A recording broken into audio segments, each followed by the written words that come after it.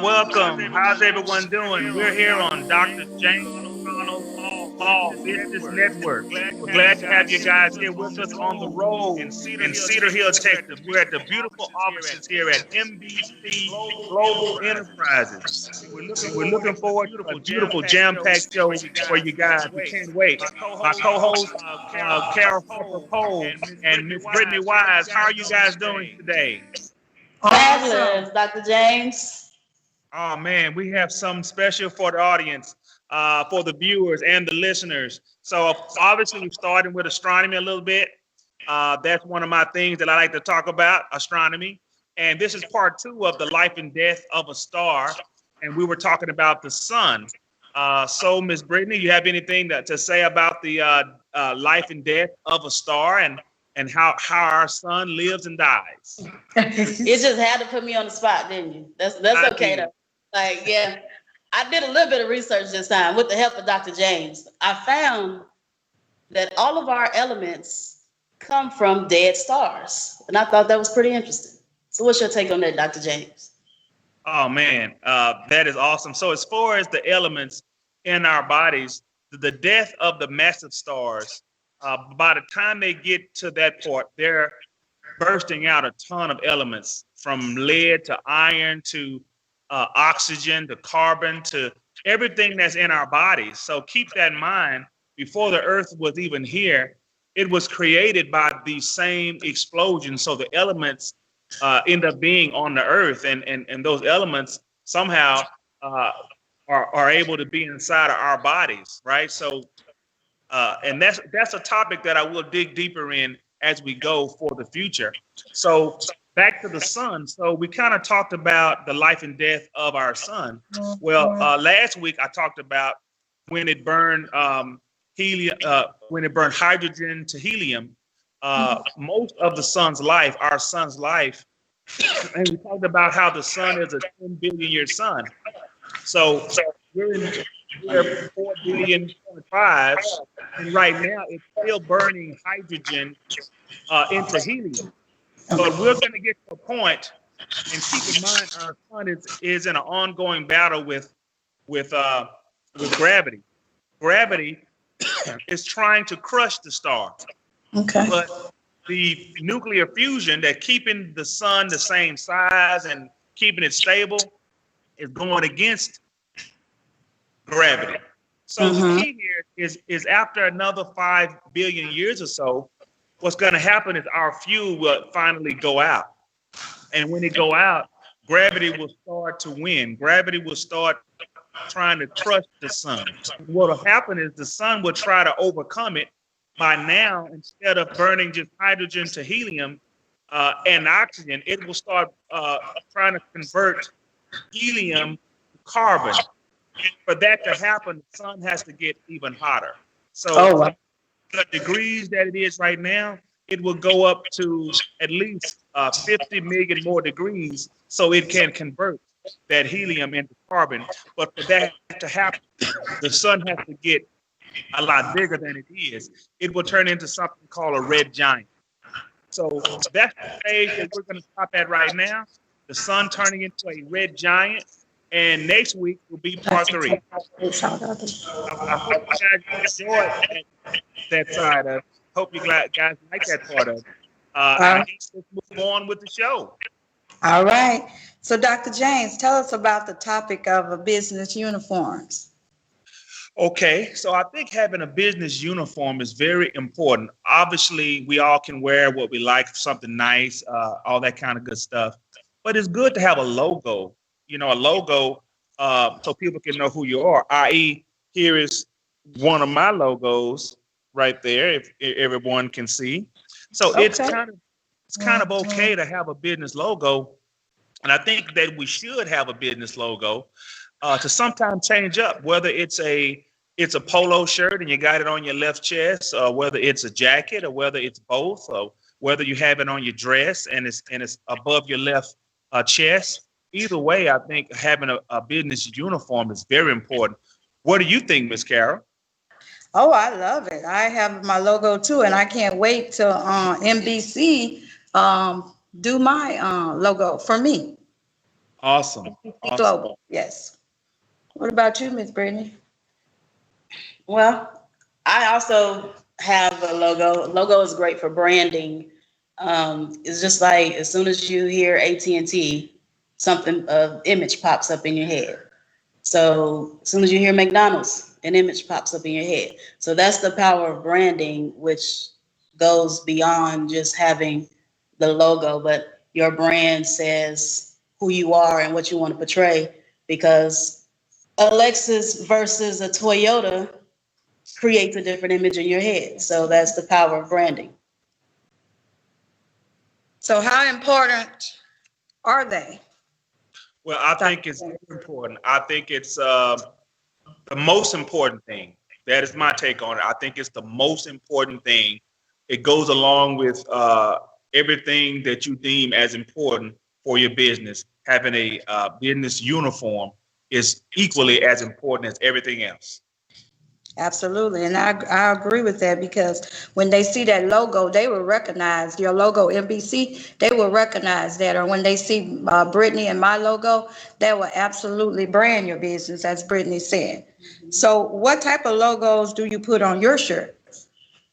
Well, one of them is what I just showed you, and I'm gonna show you guys again. That is one of them. But some of the logos, I'll put NBC's list logo. I'll put NBC's list global logo with the world. I do have a few logos that I do like. Okay. So just whatever makes you happy. So how about you, Miss Carol? So what kind of logos do you put on yours?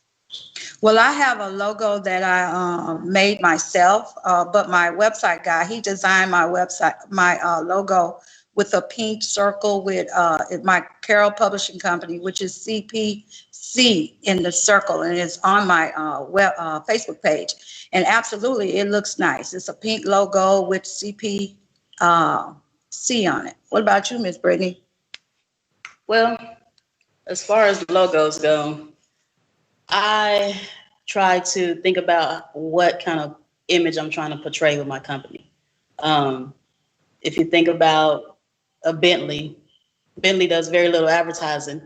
So, but when you think about their company, you think luxury.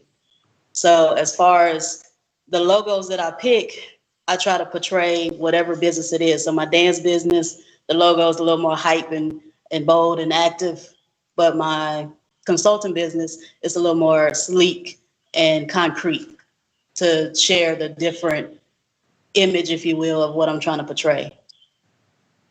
That's great. So, since we're talking about logos and business uniforms, let's jump into financial IQ. Dr. James, how do you obtain financial IQ?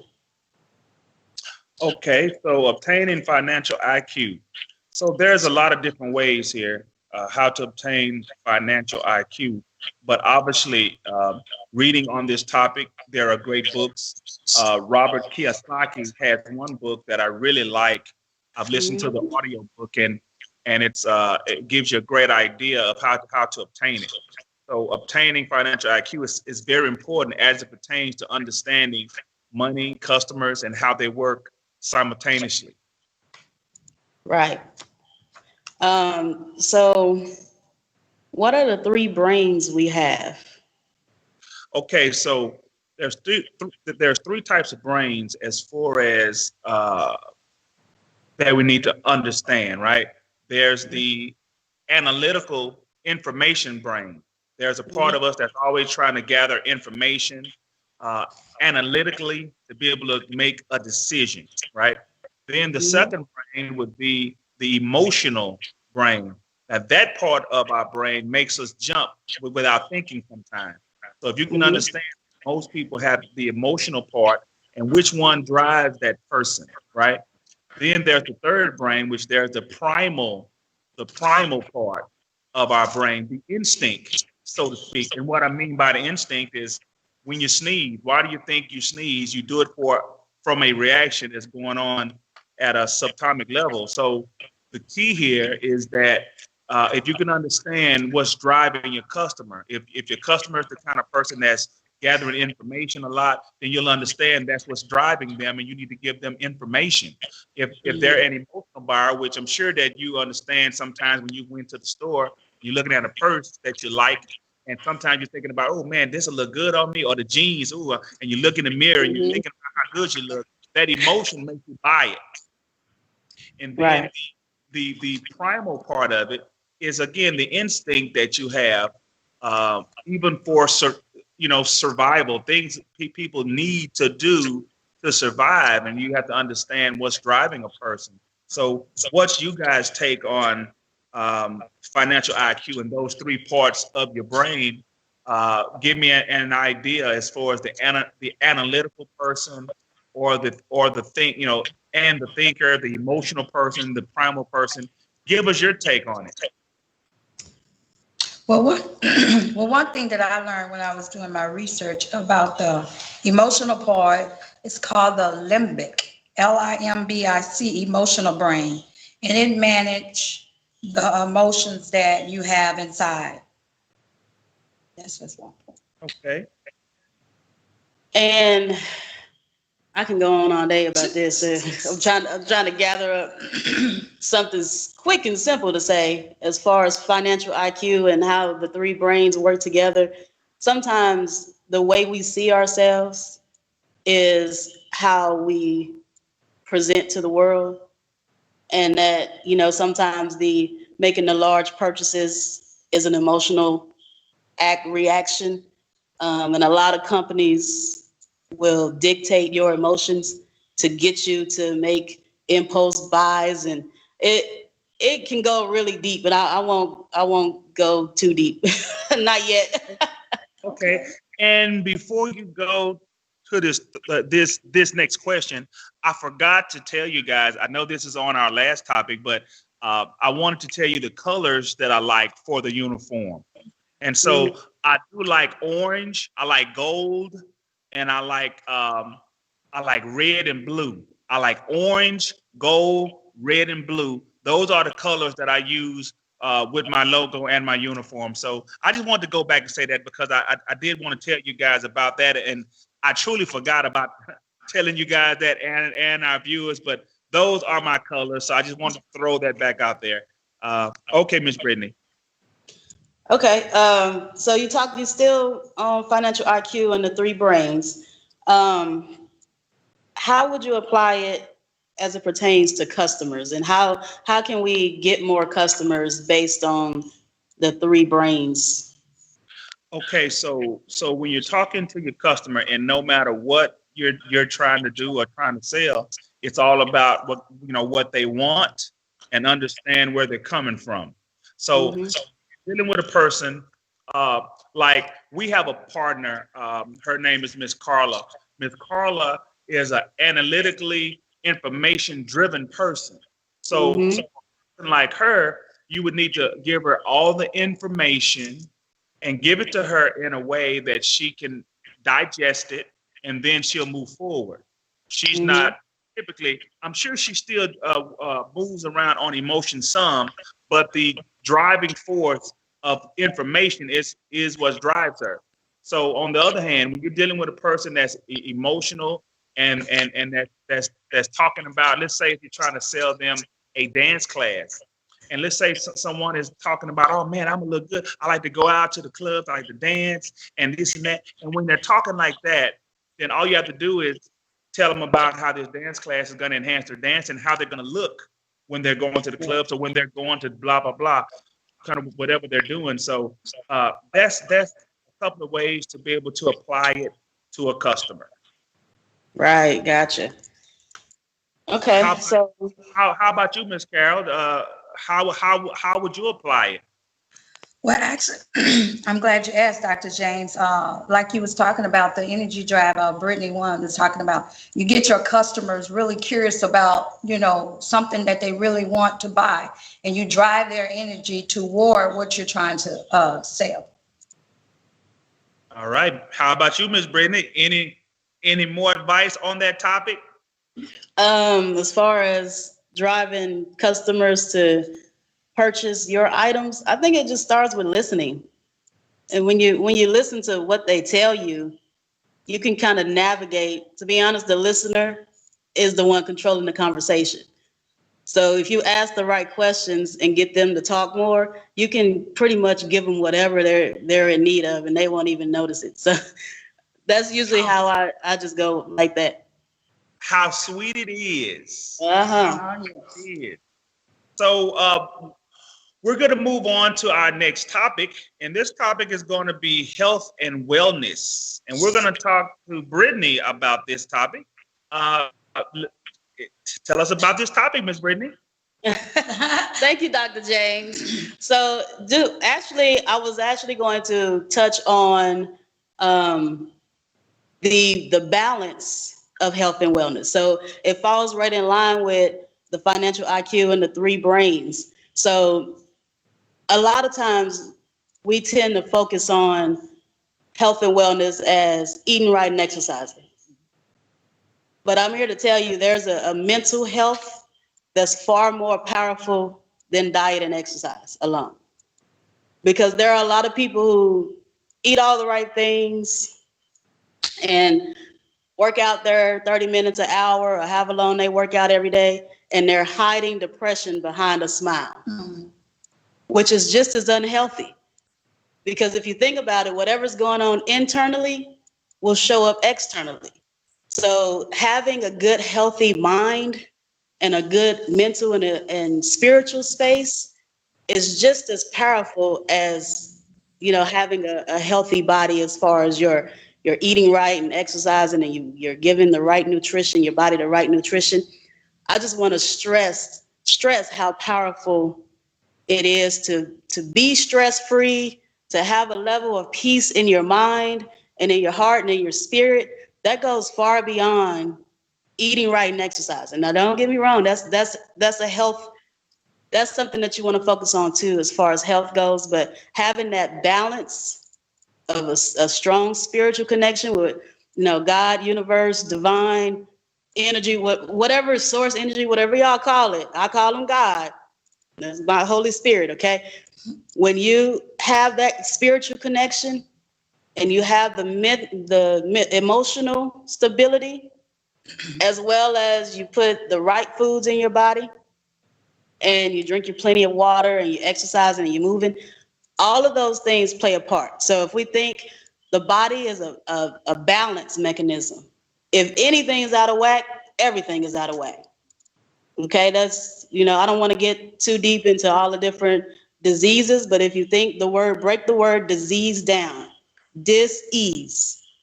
The body is not at ease. Okay, so I can go deep into health and wellness because, again, that's a passion of mine. I can talk about it all day. Everything connects. You don't know how well your body is connected until you start getting stuff cut on. Ask anybody who has any kind of surgery. They know. You have shoulder surgery and your hip is bothering you. How so? The body is connected inside and out. So we want to make sure that we take care of all of the parts of our body, and we want to make sure that we stay balanced emotionally, spiritually, and physically. Well, how about you, Miss Carol? I mean, give us a take on health and wellness. Well, as I was listening to Miss Brittany, we are what we eat.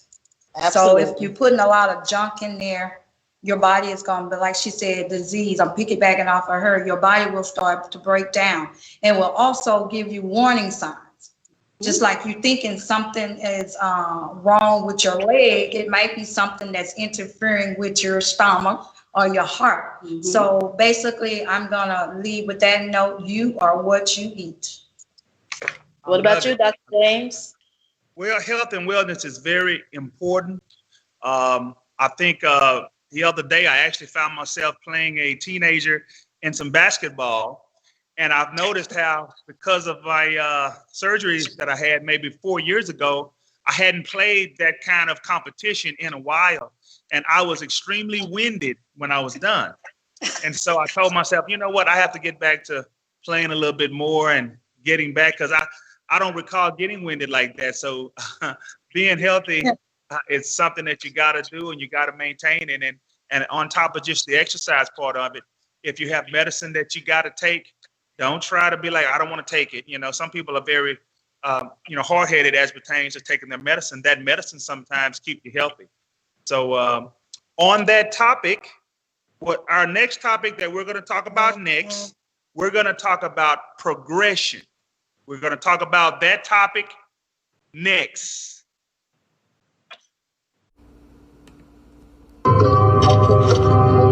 Hello, everyone. My name is Carol Harper Poe.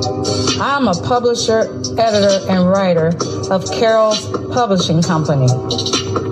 For all the ones that don't know, I'm on Facebook, Carol's Publishing Company, Carol Harper, Carol Poe, and Books for Life. I'm on LinkedIn, Carol Harper, and you can look me up on YouTube under Carol's Publishing Company. I am here to serve you, to publish your book, edit your book, or however way that I can assist you. My website is caroldharper.com. My email address is Carol's Publishing Company 17@gmail.com. My phone number is 469-643-6498. Thank you and hope to hear from you soon.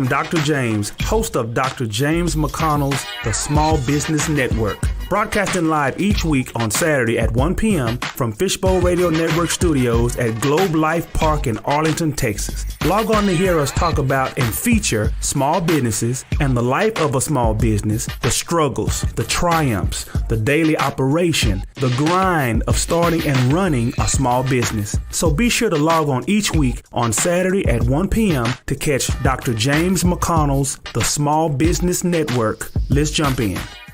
Hello, hello, hello. We are back. Cedar Hill, Texas. MBC Global Enterprises offices. Beautiful day, sunny, beautiful. Co-host Carol Harper Poe, Brittany Wise. We are back with the topic progression. So this question is for Miss Brittany. Miss Brittany, what is progression? Well, progression is just simply moving forward, getting things accomplished. That's the simplest way I can say it. Okay, and Miss Carol? Like she said, moving forward and having progress, you have to see some kind of progress or whatever you're doing. You got to see that it's working for you. Okay. Miss Brittany, how does a person continue to progress in life?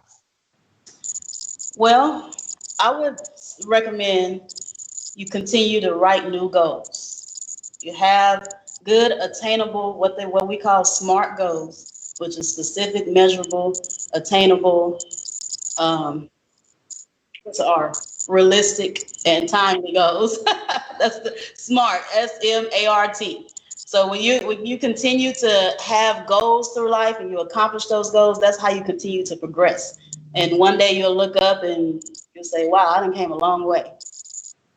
Absolutely. So my take on that will be doing like Tony Robbins and Bill Gates and reading and studying, because these people have made it. So you can learn from entrepreneurs like Dr. James, and you can learn from people that's already been doing this thing for years, as Dr. James been doing it for 22 years. You have to have your fitness, toughness, and exercise. You have to really exercise. Basically, as I stress again, you have to exercise what you talk about. Mm-hmm. If you're just talking and not doing it, you're not going to progress. Mm-hmm. You're going to stand still and be stagnated right where you are. Walk it like I talk. Walk it like I talk. What about you, Dr. James? How do you keep progressing? Well, actually, on both those questions, to progress, it depends on really what you're doing, but everything is always moving forward. So whether it's trying to progress in your business, obviously it means going forward, always improving, always trying to do something that's going to enhance it. Anything that's is contrary to it, then you're not progressing. As pertains to your life, how do you progress in life? Well, in life, there are some things that goes with life. Obviously, finances in this world, you have to progress to be able to take care of your family, pay bills, have money to be able to go do things. As pertains to your spiritual self, you have to be able to feel like you're close to God, close to Jesus, able to whatever you deem as going that way. So how does a person continue? You keep living, and you just continue to keep living. Uh-huh. Yeah, sometimes we can get stagnant and stuck, depending on what life throws our way. But as long as we keep a mind of progression and moving forward, we don't want to get into a victim mentality or of blaming others for our hardships or our issues, because not everybody has the same battles and tests. Exactly. Right. So the next topic that I'd like to actually talk about is mental health. Mental health. Why is mental health important, Ms. Brittany? Oh, wow. That has